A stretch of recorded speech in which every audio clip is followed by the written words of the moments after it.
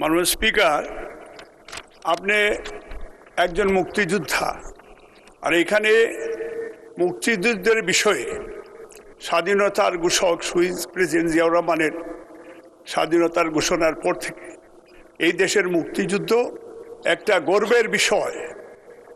মাননীয় স্পিকার, আমার এলাকা দক্ষিণ সুরমা, ফেঞ্চুগঞ্জ, বালাগঞ্জ এবং প্রবাসেও মুক্তিযোদ্ধারা এই স্বাধীনতা সংগ্রামে অর্থ দিয়ে এবং জাতিসংঘ, ইউকে এবং ইউরোপের সমর্থন আদায় করেছিল।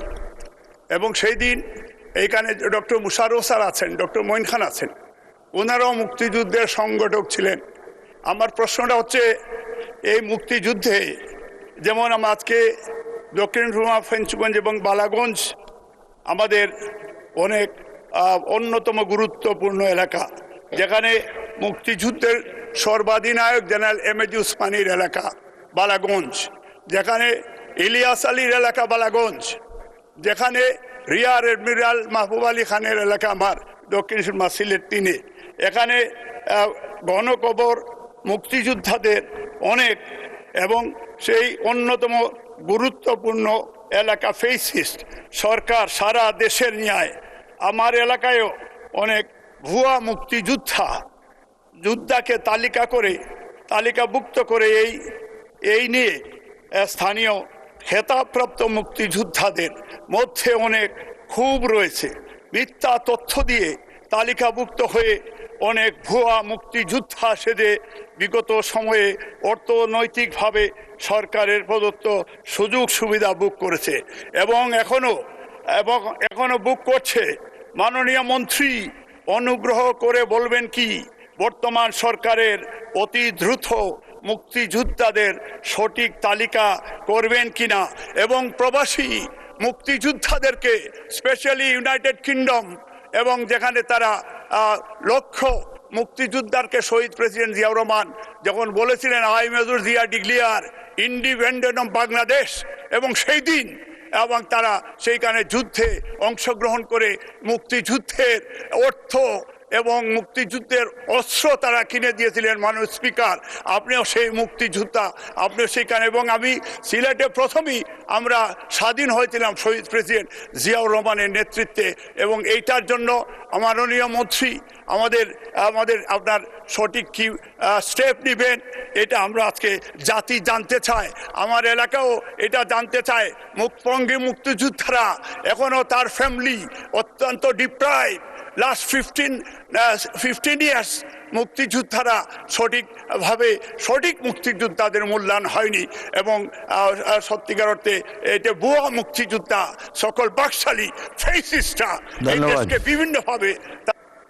ধন্যবাদ মাননীয় সদস্য,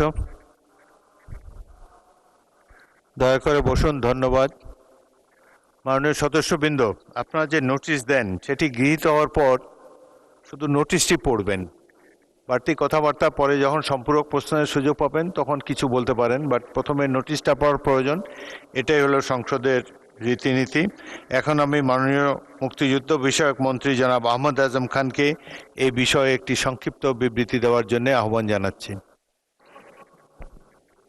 বিসমিল্লাহির রহমানির রহিম। মাননীয় স্পিকার, আপনাকে ধন্যবাদ। আপনার মাধ্যমে মাননীয় সংসদ সদস্যকে ধন্যবাদ। মাননীয় স্পিকার, ভুয়া মুক্তিযোদ্ধা বলতে আসলে কিছু নেই, এটা হবে অমুক্তিযোদ্ধা। বীর মুক্তিযোদ্ধাগণ দেশের শ্রেষ্ঠ সন্তান, তারা জীবনের ঝুঁকি নিয়ে দেশকে স্বাধীন করবার জন্যে মুক্তিযুদ্ধে অংশগ্রহণ করেছিলেন। কিন্তু কিছু সুযোগ সন্ধানী ব্যক্তি রাষ্ট্রের কিছু অসাধু ব্যক্তির সহায়তায় মুক্তিযোদ্ধা না হয়েও নিজেদেরকে মুক্তিযোদ্ধার তালিকায় অন্তর্ভুক্ত করে রাষ্ট্রের সুযোগ সুবিধা গ্রহণ করছে। বিশেষ করে গত ফ্যাসিস্ট আমলে এই ঘটনাটি ব্যাপকভাবে ঘটেছে। এ সকল মুক্তিযোদ্ধাকে যাচাই বাছাইয়ের মাধ্যমে অমুক্তিযোদ্ধাকে যাচাই বাছাইয়ের মাধ্যমে মুক্তিযোদ্ধার তালিকা হতে বাদ দেওয়ার বিষয়ে মন্ত্রণালয় কাজ করছে। মাননীয় স্পিকার, আপনার মাধ্যমে মহান সংসদকে জানাতে চাই, অভিযোগ প্রাপ্তি সাপেক্ষে তদন্ত শুনানি করা জাতীয় মুক্তিযোদ্ধা কাউন্সিলের একটি নিয়মিত কাজ এবং এটি একটি চলমান প্রক্রিয়া।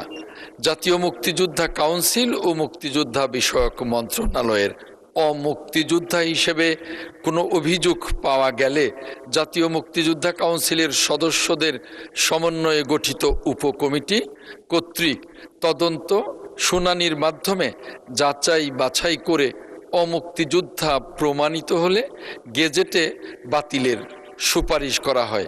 ইতিমধ্যে আগস্ট 2024 থেকে মার্চ 2026 পর্যন্ত সারা দেশে 481 জনের গেজেট বাতিল করা হয়েছে।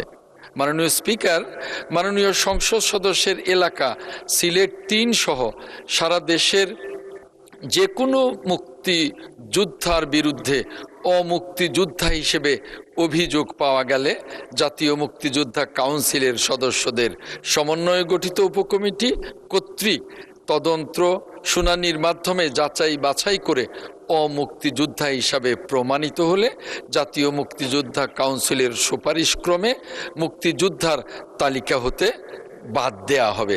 মাননীয় স্পিকার, মাননীয় সংসদ সদস্য যারা প্রবাসে রয়েছেন তাদের বিষয়ে বলেছেন, এদের প্রবাসে যারা অদ্যাবধি ডিজিটাল সনদ ও স্মার্ট আইডি পাননি তাদের আবেদন প্রাপ্তি সাপেক্ষে ডিজিটাল সনদ ও জীবিতদের স্মার্ট কার্ড আইডি প্রদান করা হবে। মাননীয় স্পিকার, আপনাকে ধন্যবাদ।